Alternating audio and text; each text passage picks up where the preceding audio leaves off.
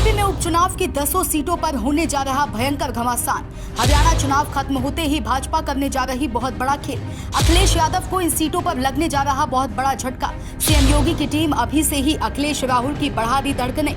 UP में उपचुनाव की 10 सीटों को लेकर बड़ा भयंकर सियासी पारा बढ़ने जा रहा है।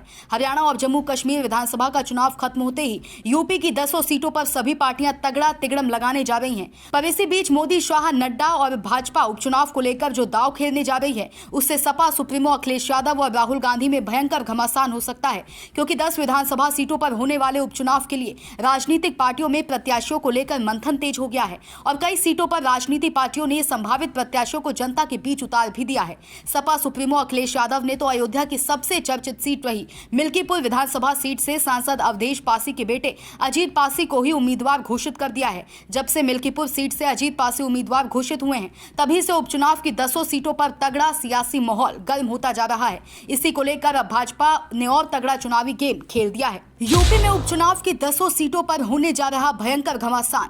हरियाणा चुनाव खत्म होते ही भाजपा करने जा रही बहुत बड़ा खेल। अखिलेश यादव को इन सीटों पर लगने जा रहा बहुत बड़ा झटका। सीएम योगी की टीम अभी से ही अखिलेश राहुल की बढ़ा रही धड़कनें।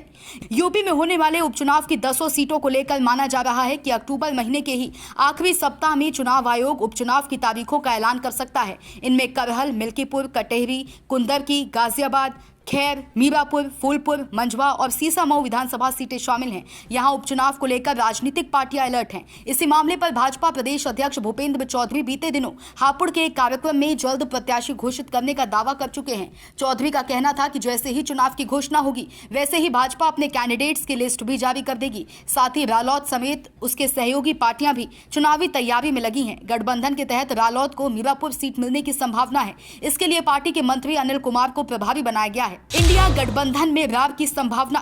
अखिलेश यादव राहुल गांधी को दे सकते हैं गच्चा। उपचुनाव में सीट शेयरिंग पर फंसा मलाल। सपा कांग्रेस में सीट शेयरिंग की तस्वीरें अभी नहीं हुई हैं साफ। उपचुनाव की 10 सीटों पर सीट शेयरिंग को लेकर सपा कांग्रेस की गठबंधन की तस्वीर अभी साफ नहीं हो पाई है। ऐसे में कांग्रेस और सपा फिलहाल दोनों सभी 10 विधानसभा सीटों पर तैयारियों के दावे कर रही हैं। कांग्रेस ने सभी सीटों पर प्रभारी और सीटवार वॉर रूम भी बना दिए हैं। सपा ने करहल सीट पर पूर्व सांसद तेज प्रताप सिंह यादव को तैयारी में जुटने के लिए कह दिया है। फैजाबाद सांसद अवधेश प्रसाद मिल्कीपुर से अपने बेटे अजीत प्रसाद के लिए तैयारी कर रहे हैं। अजीत प्रसाद को टिकट दिए जाने का भरोसा भी सपा नेतृत्व से मिल चुका है। वहीं कटेहरी विधानसभा सीट सांसद लालजी वर्मा के सांसद चुने जाने से खाली हुई है और यहां से उनकी बेटी छाया वर्मा के लिए संकेत दिए गए हैं। कुंदरकी से पूर्व विधायक रिजवान तैयारी में जुट गए हैं। खैर में ओमपाल सिंह ने संपर्क शुरू कर दिया है। ओमपाल सिंह वर्ष 2017 का चुनाव वहां से रालोद के टिकट पर लड़े थे। मीरापुर से पूर्व विधायक कादिर राणा और सीसामऊ से इरफान सोलंकी के परिवार के ही किसी सदस्य को लड़ाए जाने की पूरी संभावना है। गाजियाबाद, मझवा और फूलपुर सीटों के लिए अभी मंथन चल रहा है।